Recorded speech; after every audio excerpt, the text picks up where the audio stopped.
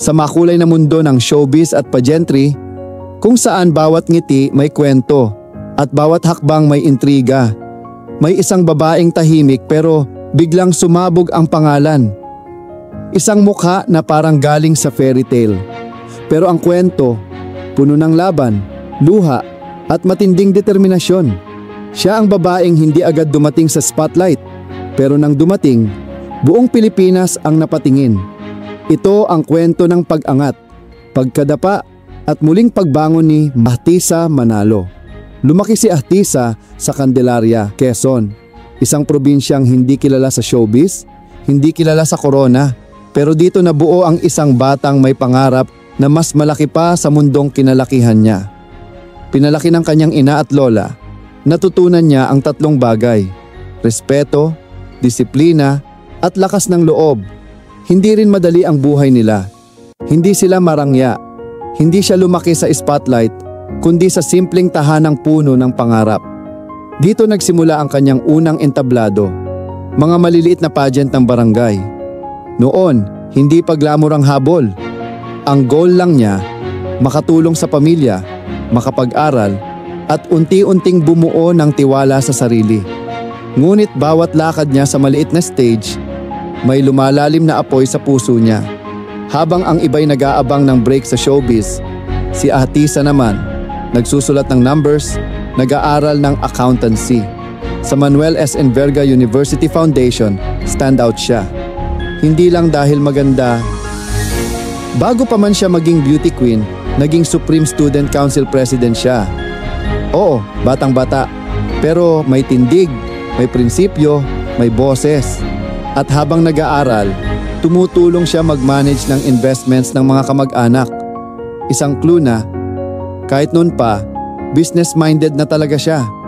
Ang Binibining Pilipinas stage, isa sa pinakamalaking entablado sa bansa. Maraming aspirante, maraming magaganda, pero may isang mukha na hindi mo malilimutan. Fresh, delikado ang ganda, parang manikang nagising. Iyon si Ahtisa. Pero higit pa sa mukha, ang bilis niyang kumonekta. Ang presensya niya, calm pero powerful. At doon, nakuha niya ang Binibining Pilipinas International Crown. Ang bata niya noon, pero ang lakas niya. Pagdating niya sa Miss International 2018, sinorpresa niya ang buong mundo. Hindi na uga sa pressure, hindi napikon sa intriga, hindi natakot sa spotlight, at nang tinawag siyang first runner-up, sabay-sabay na napasigaw ang Pilipinas. Pero hindi pa yun ang pinakamalaking twist ng buhay niya. Matapos ang ilang taon ng pagkahinog, bumalik siya sa pageantry. Iba na siya. Mas mature, mas composed, mas may direksyon. Sumali siya sa Miss Universe Philippines noong 2024, second runner-up. Hindi big win, pero hindi rin setback. Parang sinadyang pahabain ng tadhana ang paghahanda niya. At dumating ang 2025, the biggest comeback, Miss Universe Philippines 2025. Ang gabi, ang tensyon, ang spotlight, at ang eksenang hindi malilimutan. Si Ahtisa, nadulas, natapakan ang gown, bumagsak saglit. Pero doon nagsimulang magbago ang crowd. Dahil imbes na matakot, tumayo siya na parang walang nangyari. Ngumiti, naglakad ulit. Mas matapang, mas elegant, mas totoo. At nung Q&A, ginamit niya ang mismong pagkadapa bilang sandata. Ang tunay na lakas ay hindi sa pag-iwas sa pagkadapa, kundi sa pagbangon ng mas matatag. At nang tawagin ang pangalan niya, Miss Universe Philippines 2025, Ahtisa Manalo. Para bang lahat ng pinagdaanan niya, nagsama-sama sa isang segundo. Lumipad siya sa Thailand para sa Miss Universe 2025. Bit-bit ang kultura, kwento at pangarap ng bansa. Ang national costume niya, kulay, saya, tradisyon. Inspired by Philippine festivals, isang visual love letter sa Pilipinas. At sa Beyond the Crown video, hindi niya ginawang drama ang buhay niya. Ginawa niyang mensahe.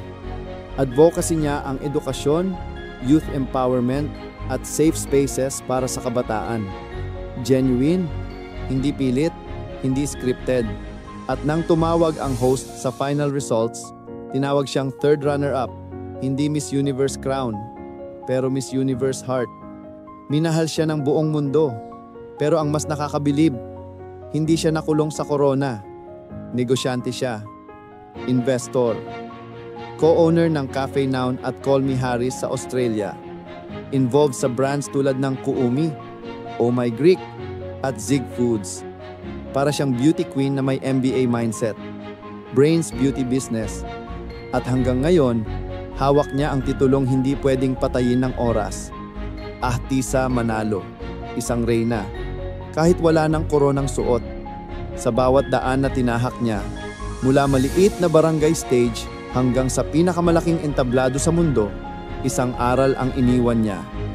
Ang tagumpay, hindi sinusukat sa mga tropeyo, hindi sa glitter, hindi sa corona. Ang tagumpay ay kung paano mo hinaharap ang pagkakadapa, kung paano ka bumabangon, at kung paano ka nagiging inspirasyon sa iba. Si Ahtisa Manalo, isang babaeng hindi lang naglakad sa stage, kundi nag-iwan ng marka sa puso ng bawat Pilipino. At sa mundong puno ng ingay, siya ang reyna na tumahimik pero nag-iwan ng pinakamalakas na kwento.